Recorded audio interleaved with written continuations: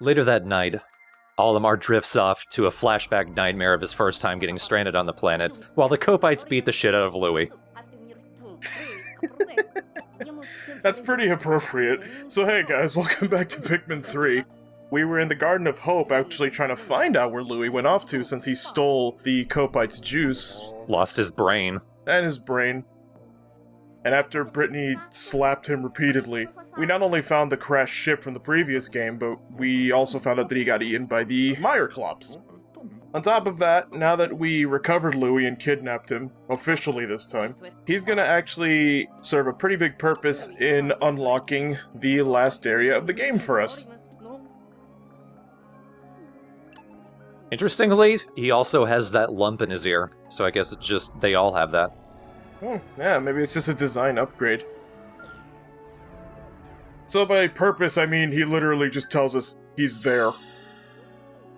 Which unlocks the Formidable Oak. The Formidable Oak is the final area in Pikmin 3. It's my head! On top of that, that's where Olimar is currently residing. However, if you go and complete the Formidable Oak, that ends the game. We're not going to be doing that since we're trying to get all the fruits in order to get the best ending, so we're going to ignore Olimar and go back to the Tropical Wilds. Weirdly, the Formidable Oak, it looks like a mix of Australia and Mexico. It's on its own island, but it has cactuses, which are native to North America. You know, you're actually right. I didn't actually notice that. I guess they collided somehow. That makes sense. I mean, in Pikmin world, I suppose, since the tectonic plates, I'm assuming, move every 10 minutes. But then again, we always come back here when the Copites or Hokutashians come back years later. So who knows? That actually would be very interesting to visit.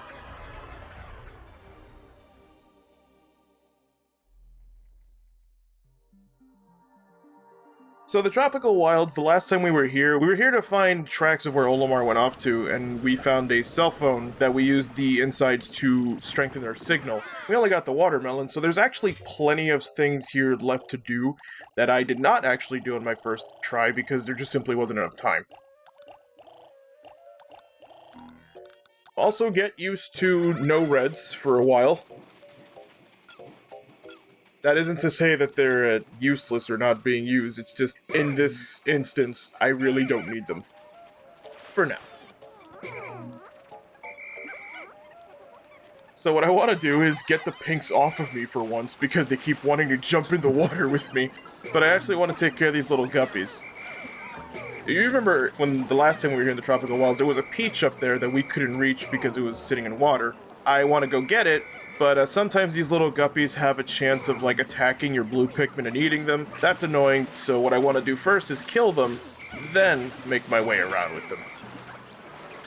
I don't have many blues because, strangely enough, even though the peach is underwater, that's probably, honestly, the only one, well, there's two, that I absolutely need blue Pikmin for, and I can negate everything else with pinks.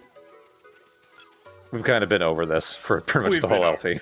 Yeah, I'm not gonna acknowledge it, I'm just gonna say, hey, you know what, blue is one of my favorite colors, and I think it's neat. The others are pink and purple, but still. Pink, purple, and white, and then, you know, there's the rest. Although I will say that I did grow more of an appreciation for the rock Pikmin, so they're up there in the rankings. Not the highest, but they're up there. As an example, for throwing into eyes. Yeah, it's great. Since it's been like a whole bunch of in-game days since we've last been here, a lot of the enemies are going to respawn, like our Whip-Tongue buddy over there, but he's dead, because we have rocks. I also want to leave Brittany here, so that way those pink Pikmin can go ahead and get some of the bombs for me. Last time we were here, I didn't actually get to knock down that bomb wall, because I was using the bombs in other ways, and other obstacles that I wanted to clear. Charlie unfortunately got stuck, which is one of the things that honestly irk me and happen a lot in Pikmin 3. When I dismiss somebody, or if I'm just trying to like split the party for a second and I whistle for them, sometimes they end up getting left behind. While it is my fault, I noticed that it happens way more here than it did in the last game. Maybe I'm just bad. It could be that. But the reason why I wanted Charlie here was so that way he could throw Alph and get this data file. Peckish Aristocrab picking its nose. I would love to see that, actually. It's just like, oh, I got an itch. Knocks itself out. So, here in this little cave, we have a lot of these weeds that a pink Pikmin can pull. A few of them are booby-trapped or contain, like, things that we don't really need. That one has nectar that I want to collect, and the one on the left actually has the fruit that we came here. One of them is booby-trapped with male shear grubs, so I wanted to make sure to collect the ones that aren't trapped.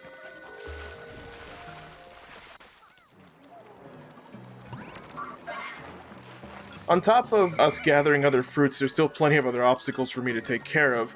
One of them, which we're going to be dealing with right now, involves these two platforms. As much as I like it, like I understand the weight puzzle, it's kind of annoying a little bit for me. The problem is the two weights are so far apart. Yeah, it's just kind of time-wasty if you don't know how to necessarily take care of it. Because for me, even when I was like recording this, I completely forgot how to solve the puzzle, and then when I figured it out, I realized how stupid I was. That starfruit that I just knocked down, you're intended to solve the puzzle first, and then, like, use your pink Pikmin or yellow Pikmin to knock it down, but if you angle yourself just right, you can just make your winged Pikmin just attack it. Shout out to whoever came up with the winged Pikmin, thank you. Just thanks.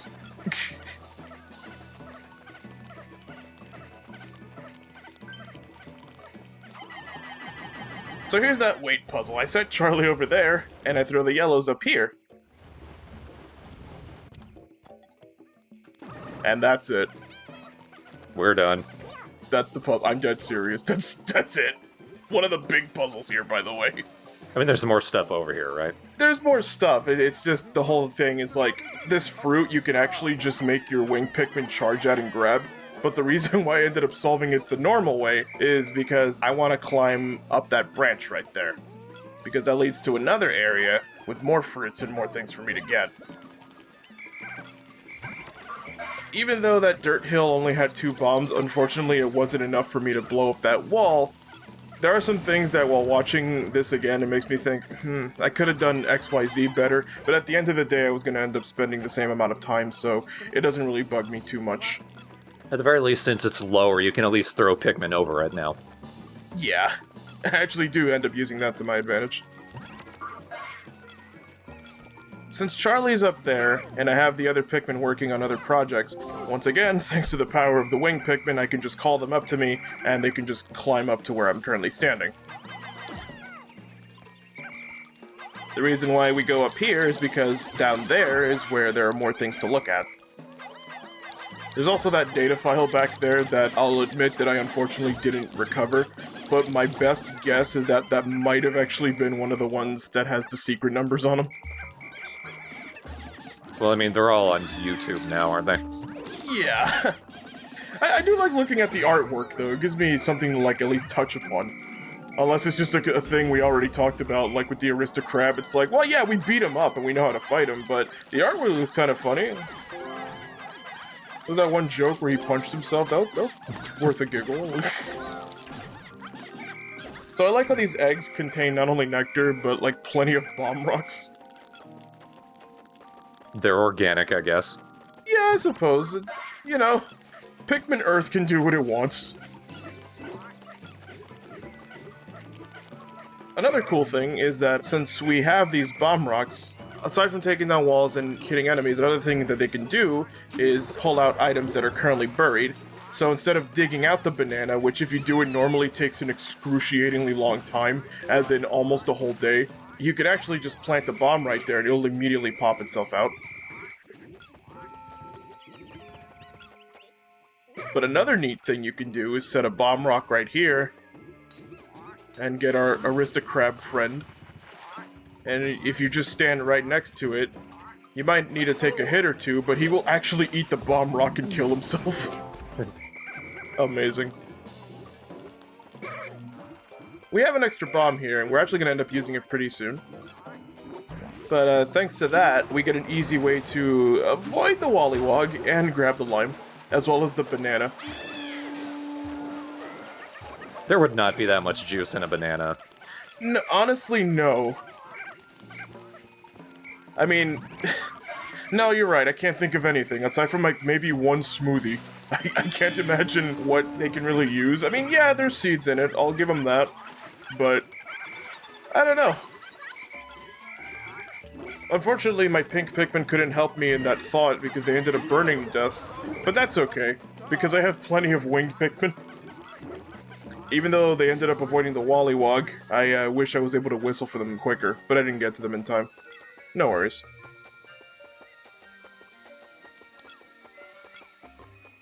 So I still have this one spare bomb, and what I want to use it for is to take out this Bulborb right here.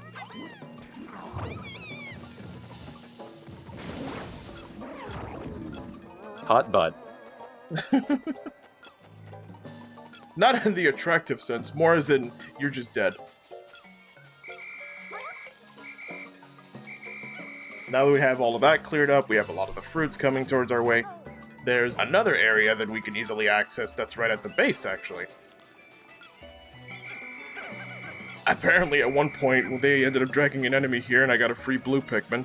I'm assuming it might have been one of the guppies. Well, there were dead sheer grubs on the ground. Maybe it was one of them. That too. Most likely it was probably one of the little ones, since they only managed to sprout out one Pikmin. Well, it's green. It doesn't match with the blue. Yeah. We got a whole bunch of fruits going our way. It's looking pretty good. The only other area that I can really get to, aside from two other areas that I might not have time for, is back here. And if this looks familiar, it's because this is where Alph actually first crash landed. That's right.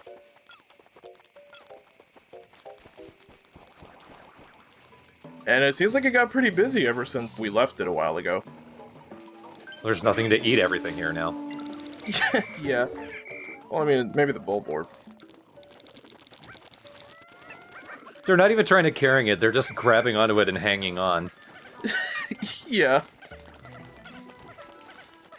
I love that. So, because they're the winged Pikmin, of course the Bulborbs aren't going to react and they can't actually reach them. And we didn't really have to worry about anything else. There's nothing else in this area, unfortunately. Just that one fruit. But it is nice to revisit to see, like, oh, hey, look, the red onion was replaced with an onion. A real one. A real one. That's kind of cute. Try and juice that. Just later that night, everyone's eyes are searing and tearing. Except for Louis. Except for Louis, who's just snorting it. He's just like, you know, I could shower with that if you give me a chance. They then put him into the brig.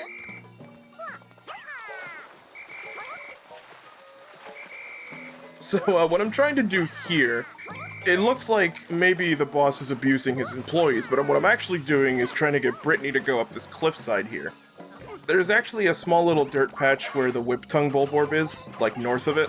You can actually push your Pikmin to like dig through, and then you end up on the other side down there, and you end up having to bring all your captains, and they throw each other upwards, and you end up wasting time, and also you have to fight this thing fighting you. But if you position yourself just right and throw either of your captains up there, then you can just climb up the wall, get the sneak attack on the caterpillar, and get the fruit without having to do any of that.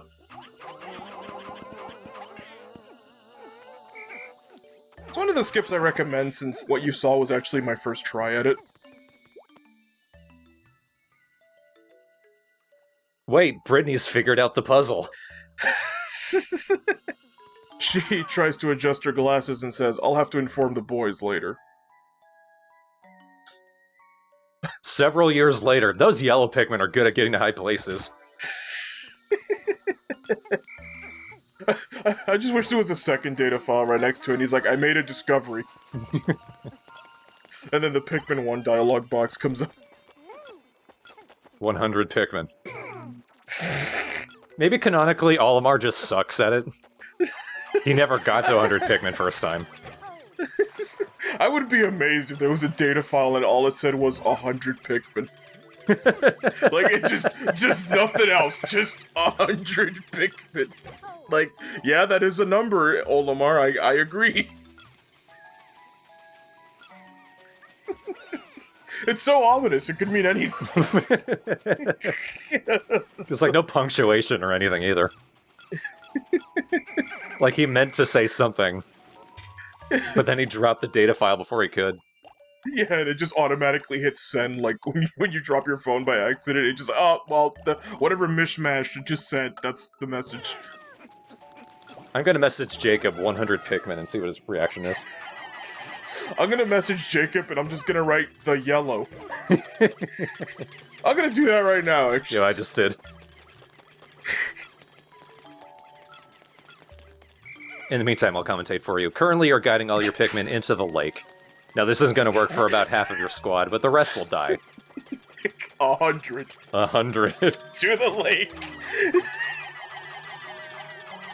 So what I actually did was I put some of my other Pikmin back and I switched them out for yellow so I could help break the wall. Jacob responded, help. Alright, Jacob wrote what for me and then he wrote help. He said help and then what?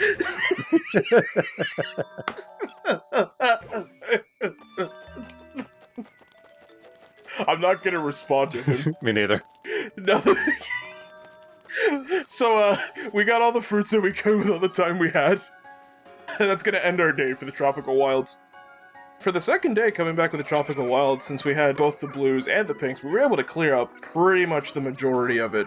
We're actually, believe it or not, missing only 2 pieces of fruit, which, unfortunately, I didn't have time for. Yeah, that's kind of the case with a few others. Goodbye to those. Yeah, despite how much I love my pink Pikmin, I have so many that if I lose some, I feel nothing, ironically enough. It's not a situation like at the end of Pikmin 2 where you need 100 purples to get that dumbbell. Oh yeah, I can't imagine if they had like 100 pink Pikmin, like some sort of weird toy rocket ship that we all had to pick up. That's only in the air and you can't drag it down. Yeah. I like that the plums and the peaches are called mock bottoms, and it emphasizes how much they look like asses. Mock bottoms. So, it always made me wonder, like, oh, so they're pretending to be asses, or they're like false asses is what they're going with? They laugh at asses. They mock bottoms. Alright, let's see how much the bananas actually do. Slapstick Crescent. I do wonder how, like, Nintendo of America localizes these names. How accurate are these, and do you want it to be accurate? Do you guys, like, Google random, like, synonyms, and then you just, like, kind of mash them together and Google Translate?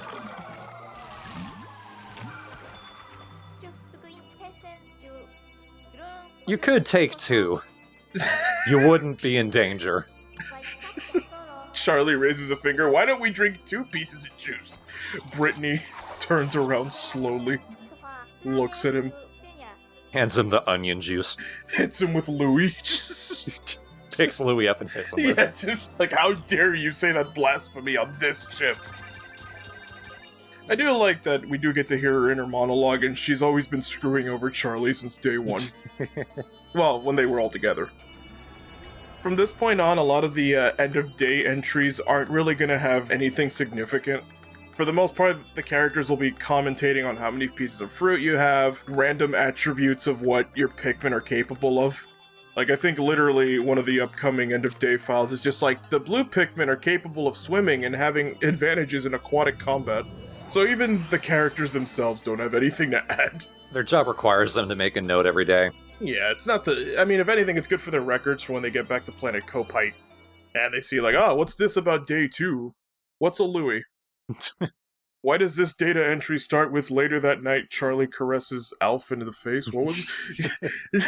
Brittany quickly grabs it, holds it behind her. Nobody was supposed to see that. Listen, I'm the botanist. And if I don't get my plants...